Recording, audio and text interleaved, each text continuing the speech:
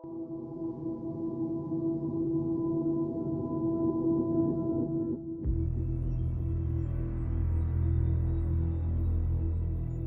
had a starting point, and the starting point was this very scared, immature, fragile kid. But through figuring out this fragile kid, I found out, well, shit, through all this fucking muck and shit, this can come out the other end. Person that has 4,030 pull-ups, who runs miles and miles and miles at a time.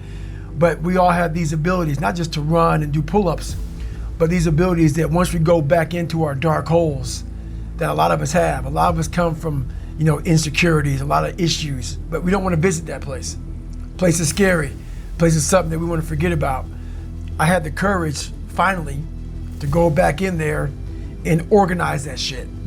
Get it organized in my mind and figure out, where to start from. I was haunted.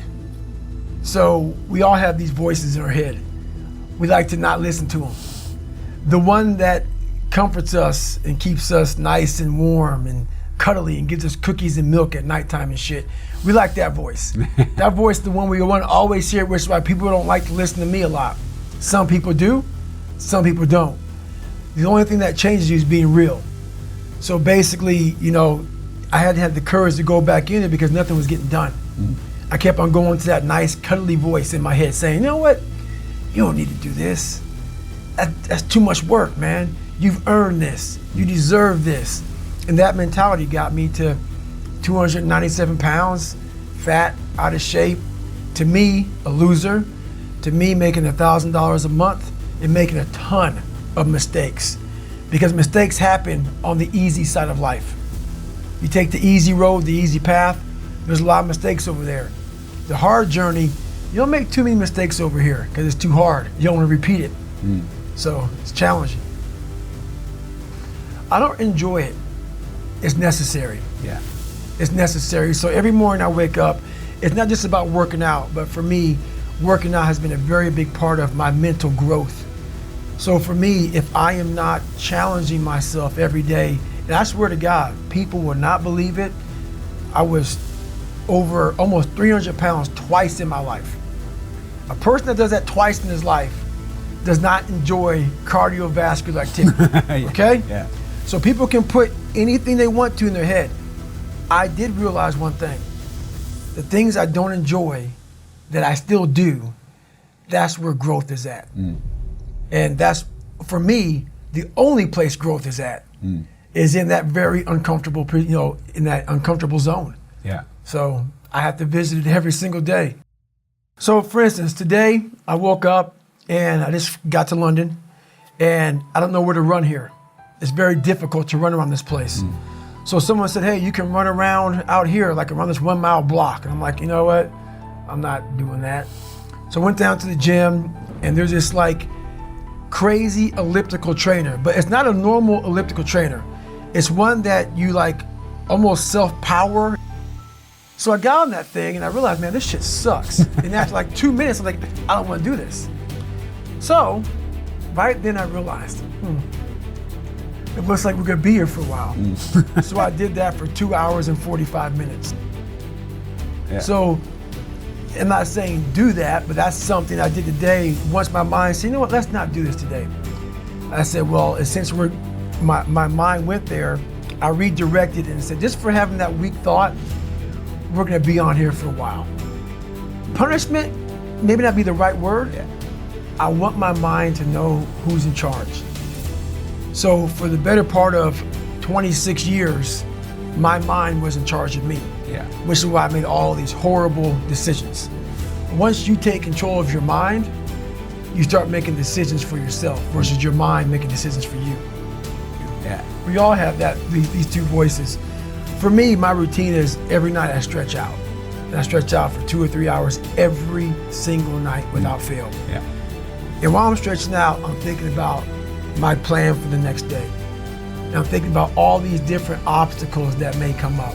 So basically, a lot of us aren't prepared for life. We get up willy-nilly and just hope life is gonna happen. It is gonna happen, but it's gonna happen with a prepared mind or an unprepared mind. Most people attack life with an unprepared mind. What I do is I try to account for all things that could happen, might happen, probably will happen, and then the unknowns. So basically, I can't account for everything, but I do know there could be some things that come up in life that you need to be ready for. I know for a fact I'm not going to want to work out tomorrow. Therefore, I'm preparing my mind for that. I don't want to do that. I know tomorrow will come with some difficult decisions to make. It may come with getting a phone call saying someone died, this happened, that happened.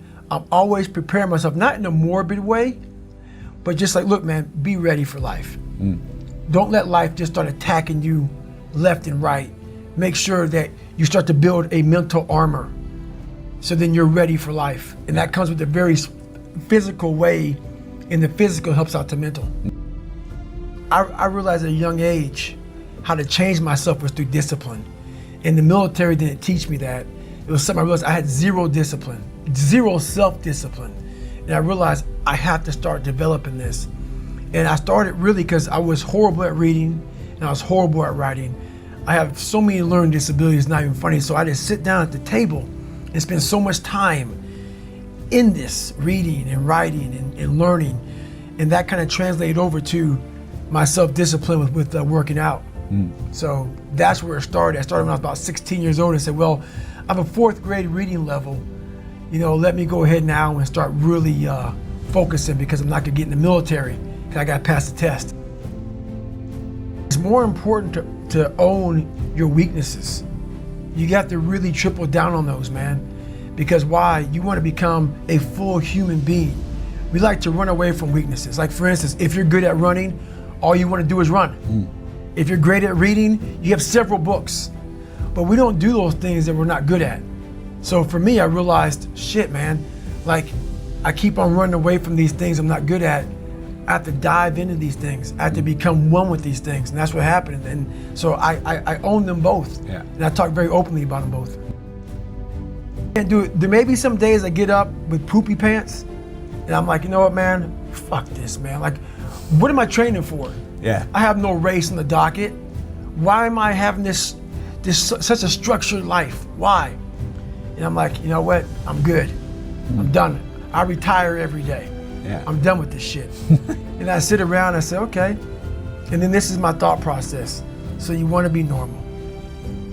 So you just want to be like everybody else that roams the world, not knowing the power that's in them. Being fine with being mediocre. You want to go back to who you were, huh, David? I'm like, fuck that, man. It's those bad days. I see a whole bunch of people walking around out here who have no idea how talented they truly are. Now I'm talking about talent, like some God-given ability. Talent that sometimes you have to hone, you have to work on, and you have to harness yourself. And they just walk around just on their phones, just clueless to how powerful they are. Because you don't get discipline from your parents. You don't get discipline from your parents, from your grandparents, from your older brothers and sisters. You don't get discipline from an external source. You have to get it from you. That's what self-discipline is. You get it from yourself. You get it from you. So there's people from every possible background, from no parents to crazy parents to, drug addicted parents to super squared away parents, and everywhere in between on that spectrum that are completely disciplined people, more disciplined than anyone I know. It doesn't come from your parents. You don't inherit it. And there's another piece here. It's called ownership, right? It's called ownership. And if you want to blame other people for the problem, and I say this all the time, if you don't take ownership of the problem's not going to get solved. So if you blame your parents for not having raised you in a disciplined environment, you're not going to solve that problem. You're looking at your parents saying, if you would have done a better job being more disciplined for me, I would be more disciplined now. So that means you can't do anything. The fact of the matter is it's wrong. You actually can do something. And it doesn't matter how your parents raised you and brought you up. You can have the discipline you need to decide to do it.